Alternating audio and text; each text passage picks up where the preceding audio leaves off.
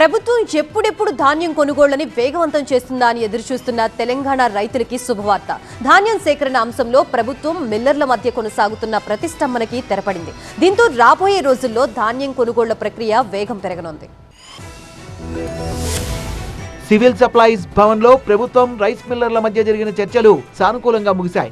త్వరలోనే రాష్ట్రంలో ధాన్యం సేకరణ ఊపందుకోనుంది. తమ అన్ని డిమాండ్లకు ప్రభుత్వం సానుకూలంగా స్పందించిందని చర్చల అనంతరం రైస్ మిల్లర్ల అసోసియేషన్ ప్రతినిధులు తెలిపారు. సీఎంఆర్ నిబంధనలపై మరో విడత కమిషనర్తో సమావేశమయ్యామని వివరించారు. ఇప్పటివరకు మిల్లర్లకు ఎఫ్సీఐ, సివిల్ సప్లైస్ నుంచి రావాల్సిన మిల్లింగ్, రవాణా ఛార్జీల్ని వారం రోజుల్లో చెల్లిస్తామని ప్రభుత్వం హామీ ఇచ్చిందన్నారు. ఇప్పటివరకు మిల్లర్లకు ఎఫ్సీఐ నుంచి కానీ, సివిల్ సప్లై నుంచి కానీ మిల్లింగ్ ఛార్జీలు కానీ, ట్రాన్స్పోర్ట్ ఛార్జీలు కానీ ఏవైతే డ్యూ ఉన్నాయో వాటిని వారం రోజుల్లోపు గౌరవ కమిషనర్ గారు చెప్పడం జరిగింది.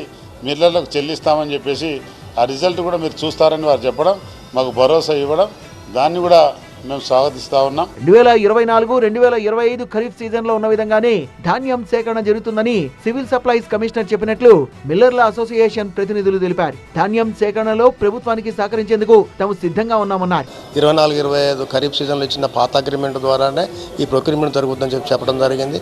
దాంతోపాటుగా ఈ రైస్ మిల్లర్లందరూ కూడా ఈ రబీ సీజన్లో వచ్చే ధాన్యం అంతా కూడా ఈ బ్రోకెన్గా తయారవుతుంటుంది. కాబట్టి ఈ బ్రోకెన్ తాలూకు మాకు సన్న బియ్యం ఇచ్చినట్టుకుంటే ఈ ప్రొక్యూర్మెంట్ సిఎస్సికి మేము ఎంతో కొంత ఇబ్బంది జరిగినప్పటికీ సిఎస్సికి మేము బియ్యం సరఫరా చేసి ప్రభుత్వాన్ని సహకరిస్తామని చెప్పడం జరిగింది.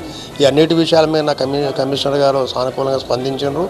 కస్టమ్ మిల్లింగ్ రైస్ నిబంధనల్లో తీసుకొచ్చిన మార్పుల్ని వ్యతిరేకిస్తూ మిల్లర్లు కొనుగోలు సెంటర్ల నుంచి వచ్చిన వడ్ల లోడ్లు దింపుకోకుండా నిరసన తెలుపుతున్నారు. దీంతో పాటు యాసంగిలో గతంలో 25% నూకతో సీఎంఆర్ అనుమతించగా ఇప్పుడు దాన్ని 10% తగ్గించడం పైన మిల్లర్లు తీవ్ర అభ్యంతరం వ్యక్తం చేస్తున్నారు. ధాన్యం దింపుకోవడానికి మిల్లర్లు మొండిగేస్తుండటంతో చాలా చోట్ల వడ్ల కొనుగోళ్లు వేగం పుంజుకోవడం లేదు.